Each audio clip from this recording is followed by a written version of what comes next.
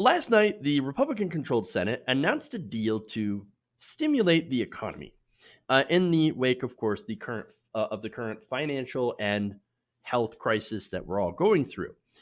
So now it's a stimulus package, but just wait and see whose package they're really stimulating with this bill.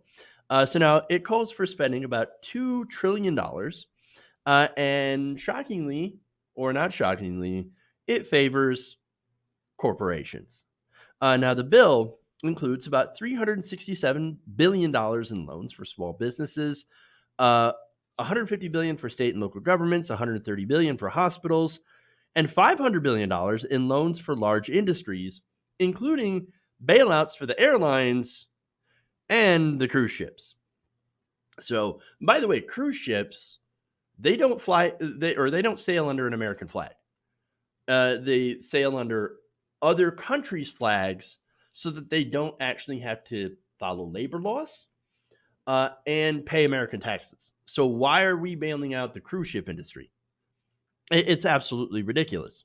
Now, this also, since it was negotiated by Chuck Schumer, has $25 billion in relief for transit systems, with a large share of that actually going to New York. Because, of course. Now, the plan also does set aside, in case you're wondering how they go and help workers, it sets aside a small amount of money to help workers in the form of a boost to max unemployment pay by up to $600 a week for a temporary amount of time, and a direct cash payment to Americans. Now, of course, you have to have filed a tax return last year in order to do that, and they base what you get on that tax return.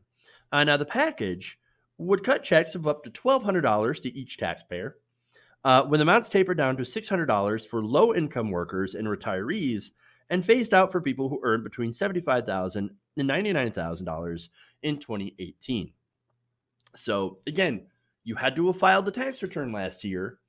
If not, or had you made over $75,000 and now suddenly find yourself out of a job, well, you don't get anything. You get nothing. So great. And for each child, you would get a $500 tax rebate. Oh, lovely. Right. Now, government furloughed workers, however, would get 4 months of full pay in that bill. So look, there is some good stuff and a lot of bad stuff. And so understand that, again, this is a massively, this legislation is massively tilted towards the rich and corporations, which would be, of course, their donors. Now, Republicans won something called the Employee Retention Tax Credit that's estimated to provide $50 billion to companies that retain employees on payroll and cover 50% of workers' paychecks. So that's a good big giveaway to corporations. Now, the UK, let me give you an example for contrast, right? The UK is covering about 80% of workers' paychecks.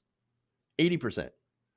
And the best we can do in the richest country in the world is cover half. Okay. Not only that, but this actually is a stealth attack on Social Security, right? Companies would, under this bill, would also be able to defer payment of the 6.2% Social Security payroll tax. Now, that ends up hurting Social Security down the line because they actually get less money if you defer these taxes. Now, the main contention on this bill was a $500 billion slush fund for corporations ran by the Treasury Department, in which, of course, we don't know, we wouldn't know who or what companies would be getting that money and how much they would be getting from the Treasury Department, controlled by Steven Mnuchin. So now we still have a slush fund. It still exists, but now they've put oversight. So a little bit of oversight, right? Now, Republicans, in a compromise, apparently said, okay, look, Donald Trump can't benefit personally. So none of his businesses can get any of this aid money. So that's what they were stuck on. But understand, for other corporations, well, they're able to get this money with very little oversight. In fact, Chuck Schumer's office, he's the Senate Minority Leader for the Democrats, said that the program would be run by the Treasury Department and have an inspector general for oversight. So now there is one more thing that is good, and let's see. This comes from, of course, this is in the bill. I'm going to tell you who it's from. But there's an unemployment provision that was added to the Senate bill that would see laid off workers receive 100% of their salary of up to $75,000 a year, with tipped and gig economy workers covered. So you want to guess who put that in? Oh, that would be Bernie Sanders. So Bernie Sanders got that amendment into this final piece of legislation. Well, I thought Bernie Sanders was just doing live streams in Vermont. What is he doing? I thought he needs to get to Washington to do his job. Wait, he is doing his job. It's called teleconferencing. There's this magical thing called the internet where you can talk to people and negotiate with people from long distances without interacting with them in person, which who knew that would be very helpful during a pandemic? But Bernie hasn't done anything. Ridiculous. He did get this, though. One of the pieces, one of the good provisions in this, or one of the few good provisions, was brought to you by Bernie Sanders. You're welcome. You're welcome. But look, otherwise, most of this bill is crap. And let's be honest. I mean, a $1,200 check and some unemployment benefits. And it doesn't even help people that need it the most. Homeless people. It doesn't freeze rents or mortgages. And it gives massive bailouts to corporations. I mean, look, what they're doing here in America is not nearly enough for the people. I mean, to compare, you know what Canada's doing? Right now, Canadians who aren't being paid because of the pandemic will receive $2,000 a month for 4 months through the new Canada Emergency Response Benefit. That $2,000 a month lasts for 4 months and covers Canadians that are self-employed and contract workers. Now, look, not everybody's going to get it. Of course, it has some of the same holes that this payment does, for example, homeless people. However, at least it's better than what we have. Canada, again, more progressive than we are, under a neoliberal government. And this is the best, of course, the Senate can come up with. Yeah. So now $1,200 a person. Again, that's one payment. And that's it. Like, maybe they'll think about doing another round of direct payments to regular people if this continues to drag on. And I can guarantee it will, because look, people are going to be out of work for a lot longer than that, right? Even if companies are able to open up back by Easter, which is what Donald Trump is doing, which would, by the way, be an absolute disaster way too soon, according to all medical experts that are advising the Trump administration right now. No, we need a full shutdown. And the sooner we do a full shutdown for at least 5 weeks, the sooner we can get back to business and actually help the economy. But what Trump's doing and what the Republicans are calling for, not only in getting back to work soon, but then sending all the healthy people out to go and work. And then what they're going to do is they're going to spread the virus. They're going to get sick. We're going to quarantine again. And then a couple weeks later, they're going to say, oh, okay, you got to get back to work.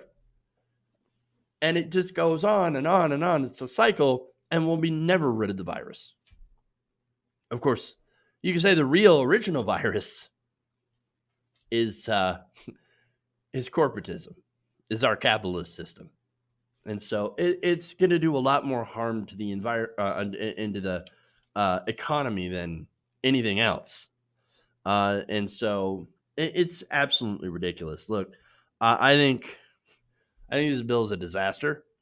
It's a corporate giveaway bill. Yes, there's a couple of good things in it. that will help the American people, but not enough. It's not nearly enough. And because of this, I think we're gonna end up in a depression. It won't just be a recession. We've got weak, feckless politicians who only care about corporations and the wealthy. And right now, we're facing a situation far worse than 2007, 2008. That crisis. I mean, far, far worse, with more unintended economic consequences. And so, what we have to do is not bail out the corporations like we did in 2007, 2008. We actually have to really bail out the people. And unfortunately, just like last time, we're not really doing that. So it's going to get worse before it gets better. And I say that not only about the virus, but about the economy as well. And so, and there's not even any guarantee it's going to get better. So buckle up, America. It's about to get real bad. Hey guys, hopefully you enjoyed that free video. Now I'm going to have to ask you a favor. Between the demonetization and the YouTube algorithm messing around with view counts, etc., we're having a hard time adjusting to the new YouTube reality, which is where you guys come in. See, we have a Patreon, patreon.com/TYTNation, set up to help us rely on you guys, the viewers, instead of big corporate ads. Look, you know the show. You know I'm not in favor of big corporations anyway. So help us transition away from relying on the ad model to pay the bills and sign up to be a patron, patreon.com/TYTNation. That goes a long way to help us keep the lights on. And you guys will know that you're supporting independent, progressive media.